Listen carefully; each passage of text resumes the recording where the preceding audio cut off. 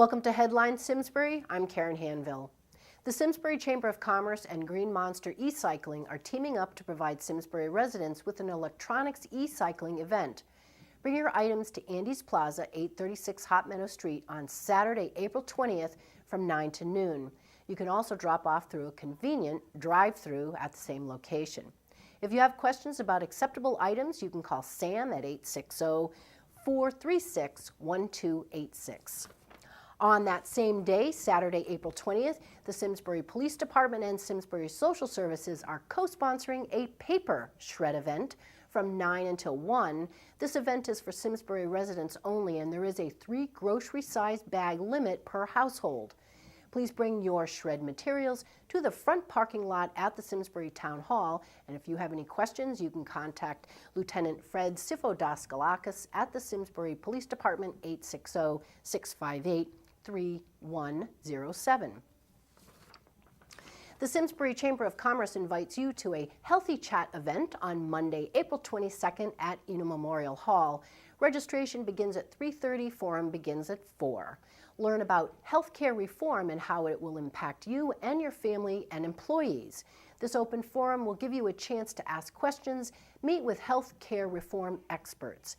You can also pre-register online at the simsburycoc.org website and click on Calendar Events. The Town of Simsbury and the Simsbury Tourism Committee's 2013 Volunteer Expo will be held on Thursday, April 25th from 6 to 8 p.m. at Eno Memorial Hall.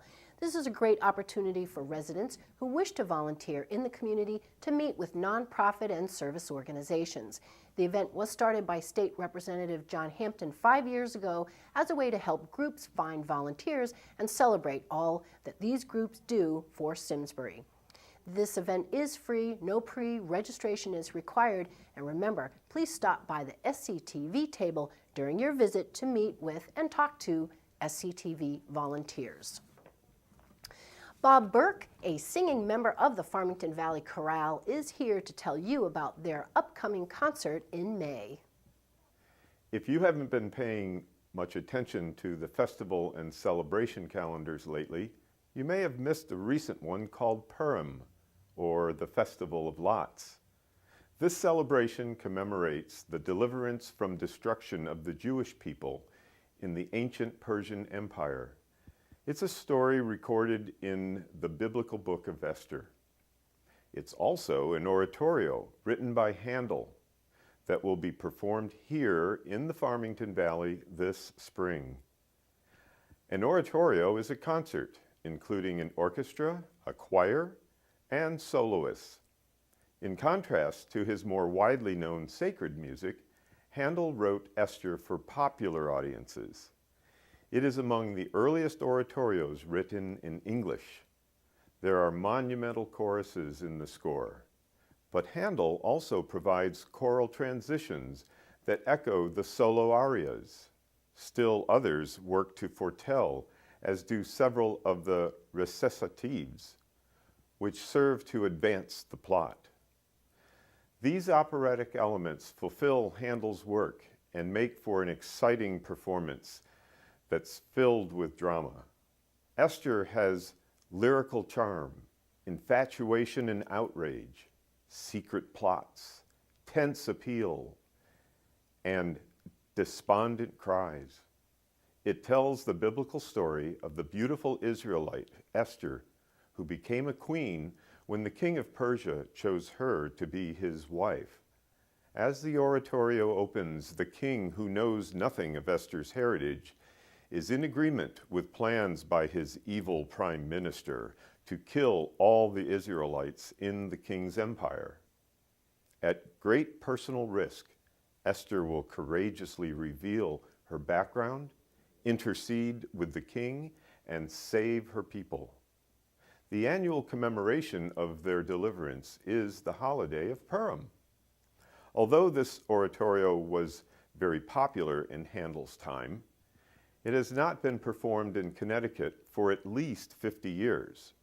But on Friday, May 3rd at 8, Handel's rarely heard dramatic oratorio, Esther, returns with a performance by the Farmington Valley Chorale. The concert will take place in Avon at a location ideally suited for chorus, audience, and orchestra. That place is the Valley Community Baptist Church on West Avon Road, Route 179. For ticket information and directions, visit the chorale's website at farmingtonvalleychorale.org. You may also call 860-679-4058 to order tickets. Active since 1970, the chorale brings quality classical choral music to our local area. Concert programs range from the great sacred masterworks to more contemporary and festive offerings. As a group of about 80 men and women, the chorale sings under the direction of Dr. Ellen Gilson Voth. Each year, with soloists and a professional orchestra, 2 major concerts are presented for public enjoyment. The Farmington Valley Chorale is always looking for experienced singers.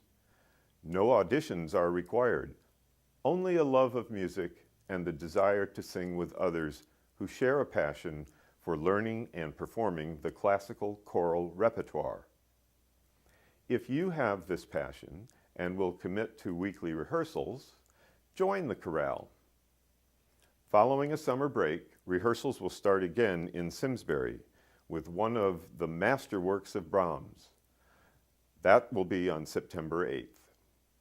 Look for our email link and more information about becoming a singing member at farmingtonvalleychorale.org. Come, enjoy Handel's Esther on May 3rd at 8 p.m. in Avon and make it an evening to remember. Anne Marie Potter is back to wrap up the bike sculpture activities. Hello everyone, my name is Anne Marie Potter and I'm here to tell you about the Simsbury bike sculpture. On May 6th at 3 p.m. at the bike sculpture site on Hot Meadow Street, we're finally unveiling the engraved plaque that has the names of everyone who donated to this project, both financially and in-kind services. It'll be just about a year since the bike sculpture was installed in 2012.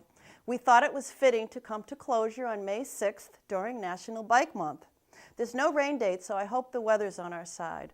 The plaque is 18 inches by 24 inches stainless steel with the names of all the donors engraved in black. It's really lovely and will add visual impact to the sculpture site. Bike sculpture artist Vicente Garcia is creating a frame that will complement his work. At the May 6th event, we'll also be celebrating some of the landscaping that is taking place around the bike sculpture.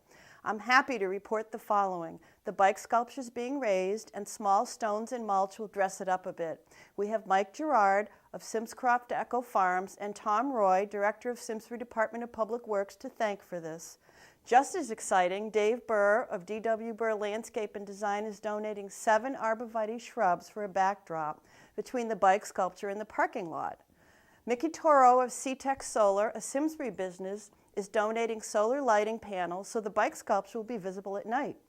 We had a total of 62 financial donors for the Simsbury bike sculpture. One $1,000 donor, Mitchell Auto Group. Jill Mitchell has agreed to be the person to reveal the plaque on May 6th. We had 5 donors at the $500 level, including Eker and Mark Scully, Lena Carroll and Rick Wagner, Brian and Sandy DeVoe of Fitzgerald's Foods, and Bill Selig of Bill Selig's Jewelers. We also had 5 donors at the $250 level and 51 at the $100 level. Donations came from many fronts: individuals, families, businesses, nonprofits. I know of a couple of instances where the parents plan to surprise their children with their names on the plaque. Remember the bike necklace that Bill Selig created last year? Some of the sales proceeds went to the bike sculpture. I wear mine often, and Bill Selig is still selling the necklace in both silver and gold, by the way. A special thank you to Simsbury First Selectman Mary Glassman and the entire Board of Selectmen who donated the land that the bike sculpture sits on. This project would be non-existent without Tom Roy, who actually named the bike sculpture Simsbury Bikes. Before I sign off, I thought I'd share this with you. I once asked Vicente if the bike sculpture needed any maintenance. He laughed and said that by the time it did, both of us would be long gone. So the Simsbury bike sculpture is now part of our community's heritage. Vicente Garcia and I just want to say thank you for supporting us and making the bike sculpture a reality. This has been a satisfying project because of the collaboration among all facets of the community. To think that Simsbury has something so visually unique to show our commitment as a bicycle-friendly community should give us all a sense of pride. I hope we'll see you on Monday, May 6th at 3 p.m. to be part of the group photo that Matthew Wagner of Matthew J. Wagner Photography will be taking at the event. Let's hope for nice weather that day now that spring is really here. Linda's Litter Lugging Day goes on with State Representative John Hampton continuing the annual spring cleanup first started by former State Representative Linda Schofield. It will now be called Johnny's Junk Jamboree and will be held on Saturday, April 27th from 9 until 11 a.m. with a rain date of Sunday, April 28th. Volunteers are asked to meet at the Simsbury Town Hall parking lot to receive a cleanup assignment, gloves, trash bags, and orange safety vests. You can also sign up for a section of road in advance by contacting Representative Hampton's office by April 24th. If you're interested or need more information, you can call him at 860-240-8659 or email john.hampton@cga.ct.gov. Payne's Refuse and Recycling has again generously donated their services of dumpsters and barrels in the Town Hall parking lot for all the recyclables and trash that volunteers collect. Refreshments will be available, donated by Fitzgerald's from 11 to 1. Sarah Hart is here to tell you about some upcoming Simsbury Free Library events. Hi, my name is Sarah Hart, and I'm the Program Director for the Simsbury Free Library, the Gracious Yellow Lady, as our building pictured behind me has come to be known. Today, the Simsbury Free Library works to promote interest in genealogy and history by providing access to research material and expertise, artifacts, and educational and cultural programs. We help patrons connect with the past to learn from and be inspired by those who have gone before them. The Simsbury Free Library offers a relaxed setting where people can pursue family research history at their own pace.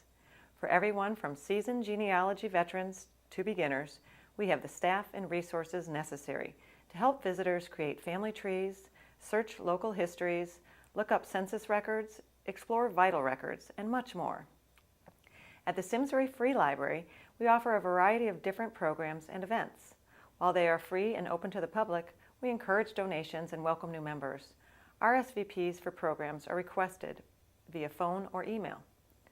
In May, we are pleased to partner with the Simsbury Historical Society to offer a special day-long bus trip of the Simsbury Canal on Saturday, May 4th. Guided by award-winning canal historians Ruth Hummel and Carl Walter, the tour begins with the famous Loch 12 in Cheshire and ends up at the Massachusetts border.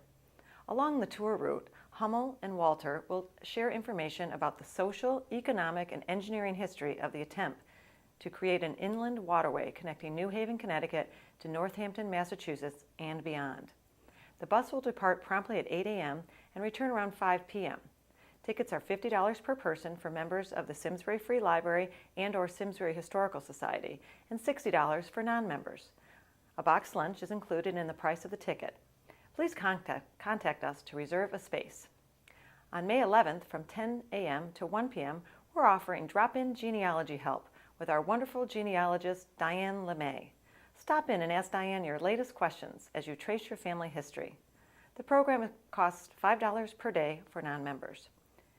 Our newest program is a series called Simsbury Free Library on Simsbury, where we bring in speakers to talk about topics of special historical interest to Simsbury residents. Our first three programs focused on the village of Terriffill, Spoonville Dam, and Hubline Tower. The fourth presentation in the Simsbury Free Library on Simsbury series will be on Saturday, May 11th at 1 o'clock p.m. Jackson Eno will take us on a virtual walk of the Simsbury Cemetery and share information about the cemetery's interesting history. Following the talk, there will be an actual walking tour of the cemetery. Other topics being considered for the series include McLean Game Refuge, Gifford Pinchot, and possibly the lost village of Pilfershire. Also in May, we are coordinating a tour of the A. Everett Austin Jr. House in Hartford. We offered this popular tour in April, and it filled up so quickly we had to add a second date. The tour is Thursday, May 23rd at 3 p.m. The $25 fee includes a docent-led tour of the house and same-day admission to the Wadsworth Atheneum. At the Simsbury Free Library, we love books and movies. We have a drop-in book club on the second Tuesday of every month at 11:15 a.m. On May 14th, the book club will discuss The Art of Fielding by Chad Bardbach.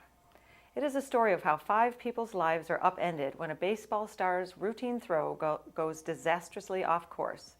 The book is an expansive, warm-hearted novel about ambition and its limits, about family, friendship, and love, and about commitment to oneself and to others. We present a different documentary or foreign language film on the 4th Tuesday of every month at 1:00 p.m. and the 4th Thursday of every month at 11:15 a.m. On May 28th and 30th, our film title is Precious Life, which was shortlisted for the 2010 Best Documentary Oscar. The film chronicles the struggle of an Israeli pediatrician and a Palestinian mother to get treatment for her baby who suffers from an incurable genetic disease. Each faces their most profound biases as they inch toward a possible friendship in an impossible reality. The Simsbury Free Library is open Tuesdays and Thursdays from 11 a.m. to 5 p.m. and the second and fourth Saturdays of the month from 10 a.m. to 2:00 p.m., as well as by appointment. For more information, visit www.simsburyfreelibrary.org, call 860-408-1336, or email us at simsburyfreelibrary@gmail.com. The Simsbury Junior Women's Club and Shannon Knoll have partnered to present a free event for today's women, Managing It All, on Saturday, May 4th from 8:30 to 11:30 a.m. at the Freemasons Hall, 991 Hot Meadow Street. This event will feature Susan Levine, who will address Women in Transition, our ongoing story, Susan Rubenstein, who will speak about finding life balance with self-care, and Kathleen Mangiafico, who will present the fierceness of love in a complicated world. Space is limited, so please register by May 1st at the email on the screen. The Atwater at McLean will present Keeping Connected in the Unconnected World of Alzheimer's on Thursday, May 9th at 6 p.m. at the Hot Meadow Country Club. This free program is to help caregivers understand how Alzheimer's and dementia impact their loved ones and to offer support and practical advice for those facing the challenges of caregiving. Appetizers and sweets will be served before the presentation. Reservations are required by contacting Rita at 860-658-3723 or at the email below. Lisa Gray is back with more travel talk. Today she addresses travel insurance. Hello, I'm Lisa Gray, your host for Travel Talk. Today we're going to talk about a common dilemma faced by every traveler, whether booking yourself or through a travel consultant.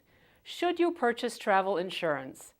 That little pest of a question pops up every time you book a flight, confirm a hotel room, or reserve a rental car. It's almost become the "do you want fries with that" of travel booking.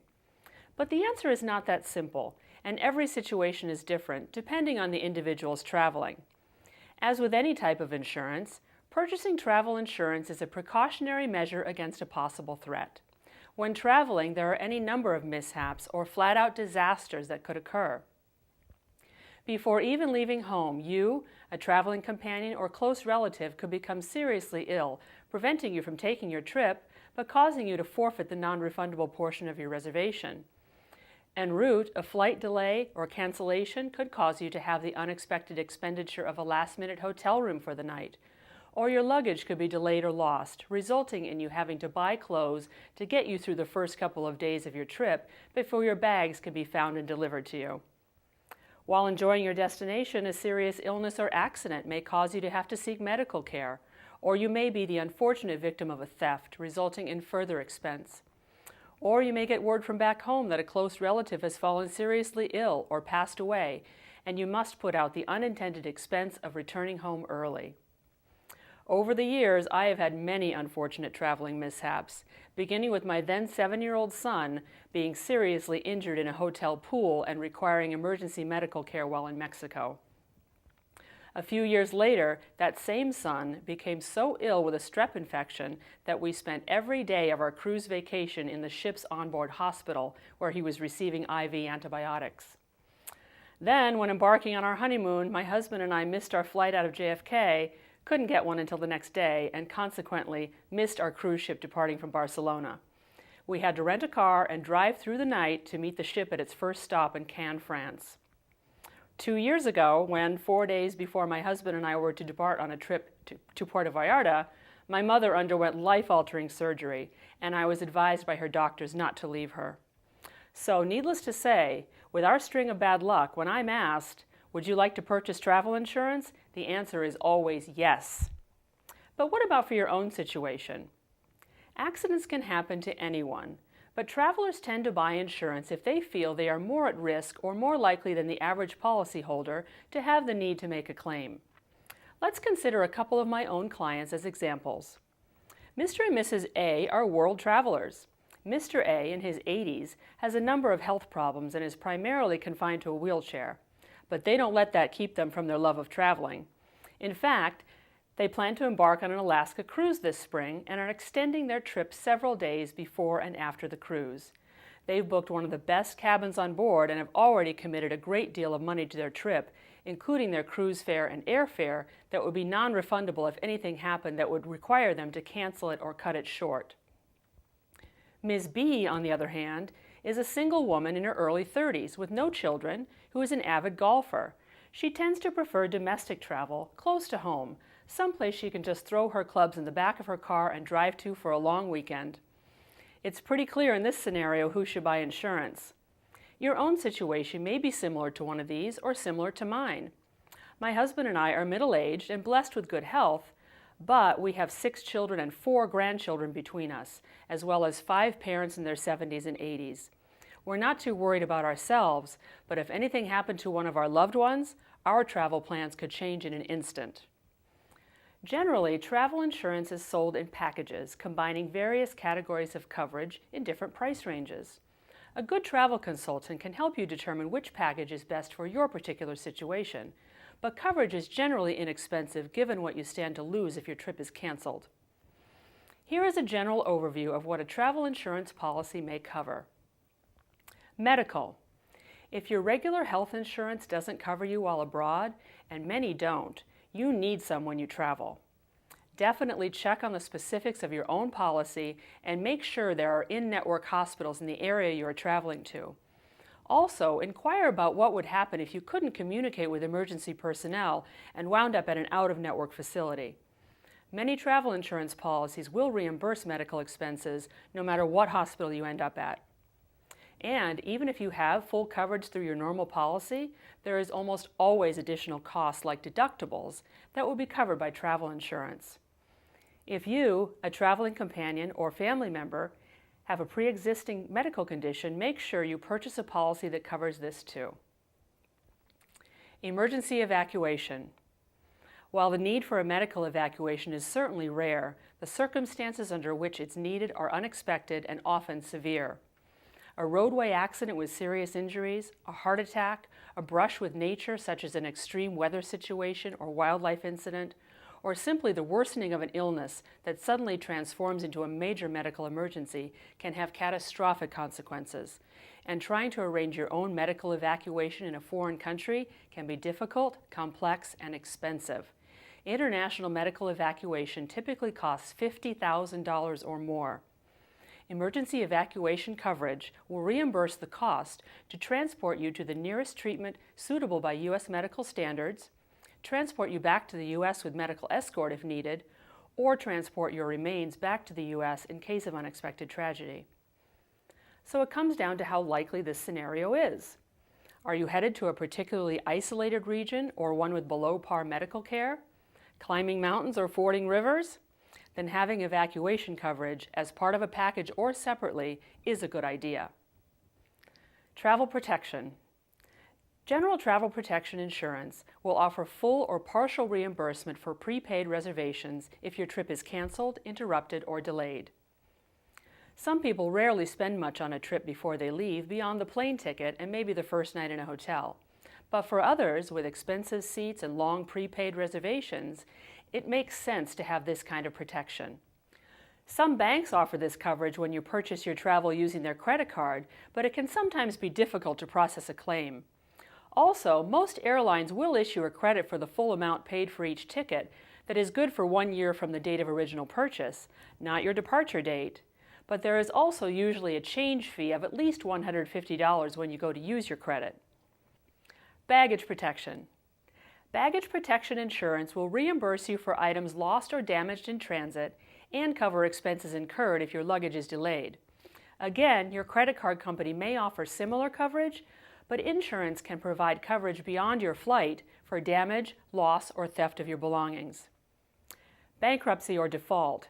It's rare and unfortunate, but it does happen. A company with whom you've booked your travel suddenly goes out of business and you can't get your money back.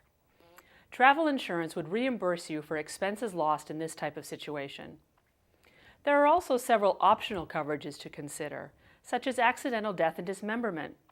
If you have life insurance, it should cover this instance, but if not, it's something to think about, especially if you're traveling to a particularly risky area of the world or plan to engage in any potentially hazardous activities. Renter's collision insurance. Your regular car insurance policy probably covers you for claims within the U.S., but may not provide coverage in foreign countries. Be sure to check if you plan to rent a car in a foreign destination. Cancel for work reason insurance. If your work situation is unpredictable or uncertain, this coverage may be important to you. Work-related reasons covered for you or your traveling companion would be situations like a requirement to work during a planned vacation, a transfer to another city, a merger or acquisition, or interruption of company operations due to disaster or bankruptcy. Job loss is already a covered reason for trip cancellation interruption without the purchase of the cancel for work reasons option. Sports coverage. This covers participation in risky sports activities such as bodily contact sports, skydiving, hang gliding, parachuting, and racing that would otherwise be excluded from emergency accident and sickness medical expense. It's normally not required for emergency evacuation and repatriation of remains, which covers all sporting activities. A sports upgrade would also cover prepaid greens fees or ski passes, or equipment rentals when your own gear is delayed by the airline. Ultimately, your age, medical background, and lifestyle, and those of your traveling companions and close family members will indicate whether travel insurance is a wise choice for you. Of course, there's one more variable.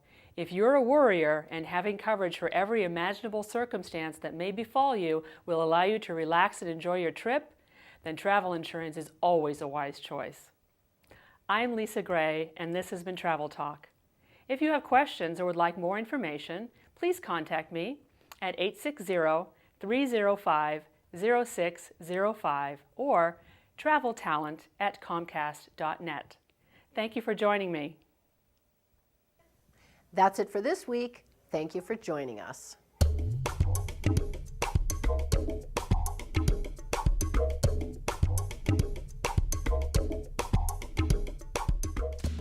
Funding for Simsbury Community Television is provided in part by contributions from viewers like you.